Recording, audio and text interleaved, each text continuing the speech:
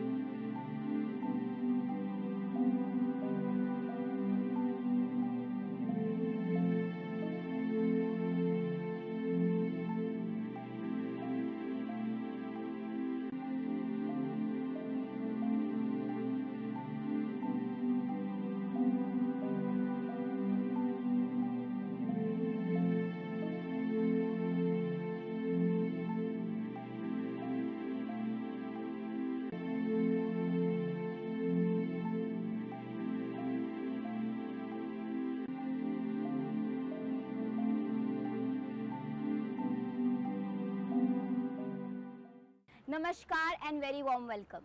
I welcome you all to the 11th International Day of Yoga. Yoga आज पूरा संसार कर रहा है। आज के दिन सभी लोग योग को कर रहे हैं और स्वस्थ हो रहे हैं। कहा जाता है कि मनुष्य अपना काफ़ी समय अपने खान पीन पर देता है, अपने काम कार्य पर देता है, पर अपनी सेहत पे बिल्कुल नहीं देता है। बहुत कम लोग अपनी सेहत पे काम कर रहे हैं। इसीलिए बहुत ज़रूरी है हमें इसको ध्यान में रखते हुए योग करना। योग एक ऐसा आसान माध्यम है जिससे आप अपने मेंटल वेलबींग और फिज़िकल वेलबींग पे काम कर सकते हो। और जब बात आए प्रेगनेंसी पे, तो अगेन प्रेगनेंसी में भी योग ने कई कमाल किए हैं।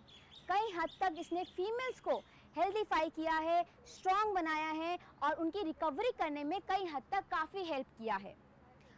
प्रेगनेंसी के दौरान आजकल बहुत कॉमनली फिज़िकल और मेंटल डिप्रेशन के चांसेस बन रहे हैं और केसेस आ रहे हैं।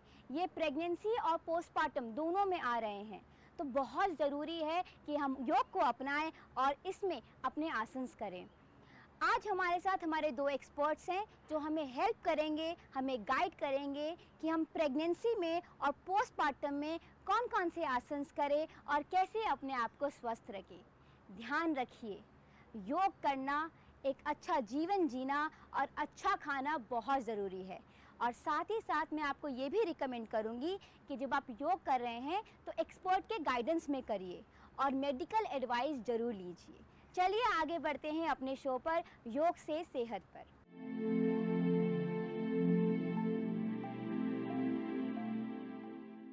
आज हमारे साथ जो एक्सपर्ट्स हैं वो हमें बताएंगे, हमें हेल्प करेंगे कि हम कैसे योग को अपना दोस्त बना सकते हैं और अपने जीवन को, अपने प्रेगनेंसी को खूबसूरत बना सकते हैं।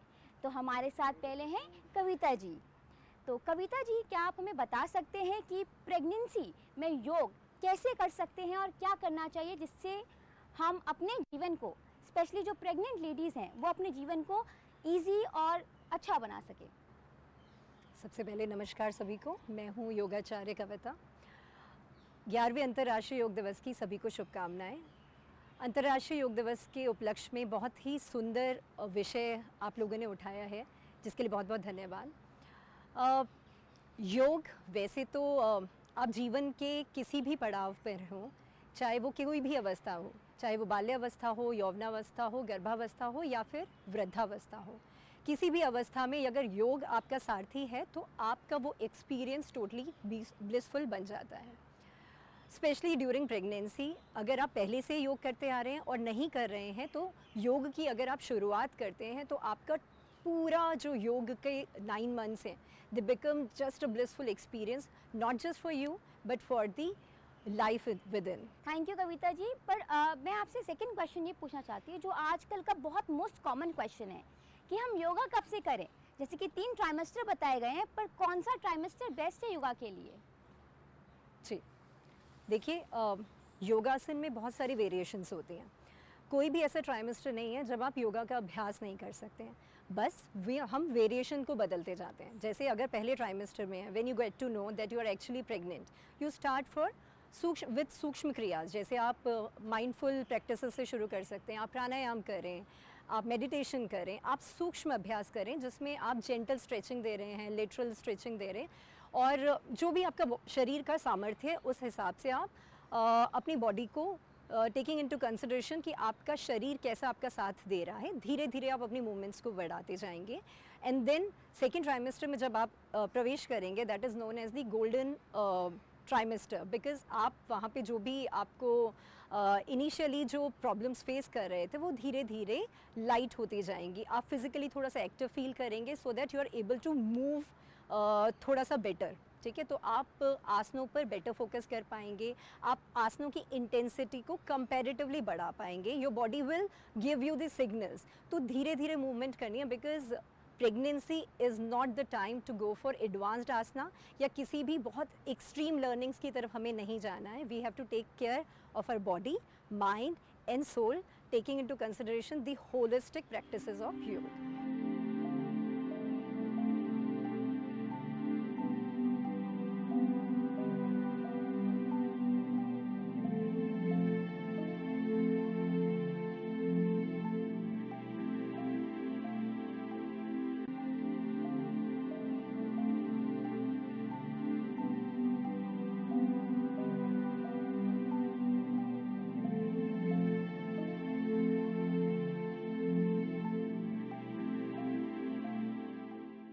That was amazing. बट अब मेरा नेक्स्ट सवाल ये है कि जैसे कि जब हम योग करते हैं तो बहुत सारे फीमेल्स को बहुत सारी प्रॉब्लम्स आती हैं, जैसे कि उनके स्वोलन फीट है, इंसोम्निया की प्रॉब्लम है, ब्रीदिंग प्रॉब्लम है, तो डायबिटीज़, थायराइड, ऐसी भी बहुत सारी प्रॉब्लम्स प्रेगनेंसी के दौरान हमारे बॉडी में आ जाती है। तो क्या योग डेफिनेटली हमें हेल्प कर सकता है? ऐसा कोई आसन है या ऐसा कोई प्राणायाम है जो हमें इसमें हेल्प करे? या श्योर, बहुत सुंदर प्रश्न आपका कि हम योग की बात तो कर रहे हैं, बट योगासन जो हम कर रहे हैं या योग से रिलेटेड जो भी क्रिया कर रहे हैं, इनके क्या प्रभाव हमारे शरीर पर होते हैं और क्यों हम योगा का इतना प्रमोट करते हैं ड्यूरिंग प्रेगनेंसी। देखिए, जैसे बताया गया कि योग एक जीवन शैली का नाम है, एक सकारात्मक जीवन शैली का नाम है, जिसको लगातार अभ्यास के साथ में आपके जीवन में कुछ ऐसे बदलाव आते हैं कि आप जीवन के किसी भी अवस्था में हो, आप उस अवस्था में एक्सेल करेंगे, भले ही वो गर्भावस्था हो। गर्भावस्था के समय एक विशेष महत्व हम योगाभ्यास को इसलिए दे रहे हैं क्योंकि यहाँ पे सिर्फ आपकी लाइफ के बारे में बात नहीं हो रही है, आप बात कर रहे हैं जो लाइफ आपके भीतर भी पल रही है। तो because stress nowadays has become an integral part of our lifestyle, और जो बेसिक इशू है दैट इज़ आवर लाइफस्टाइल।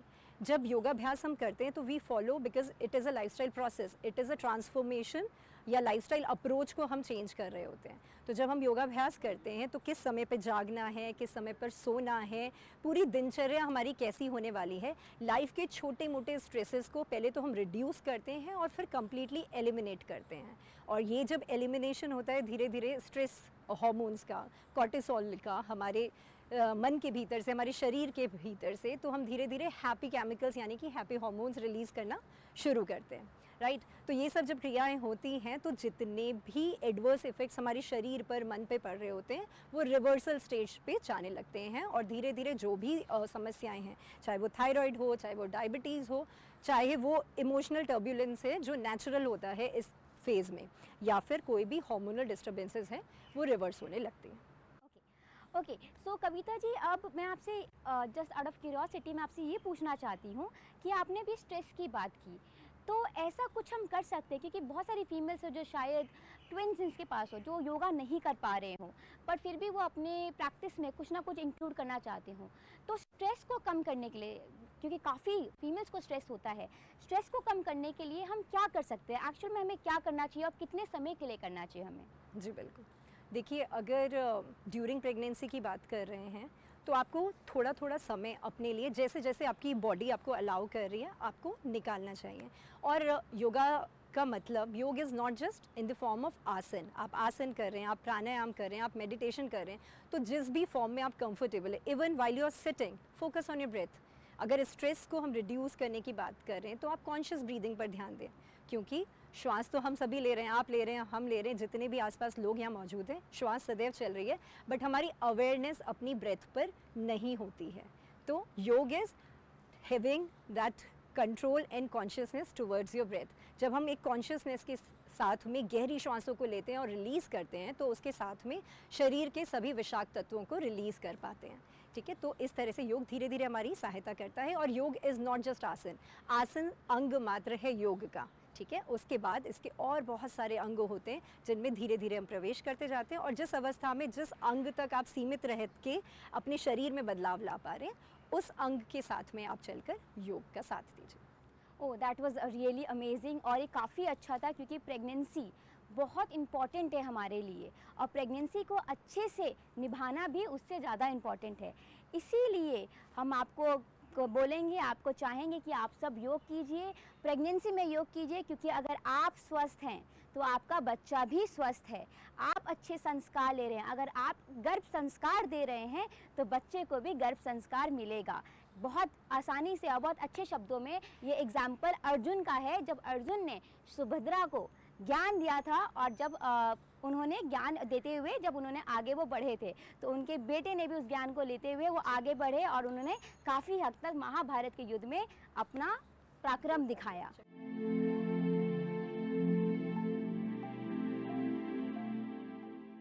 बच्चे के आगमन के साथ घर खुशियों से भर जाता है, घर में खुशहाली होती है। पर उस माँ का क्या जो उस पोस्टमार्टम से गुजर रही है? पोस्टमार्टम में कई तरीके की प्रॉब्लम आती है।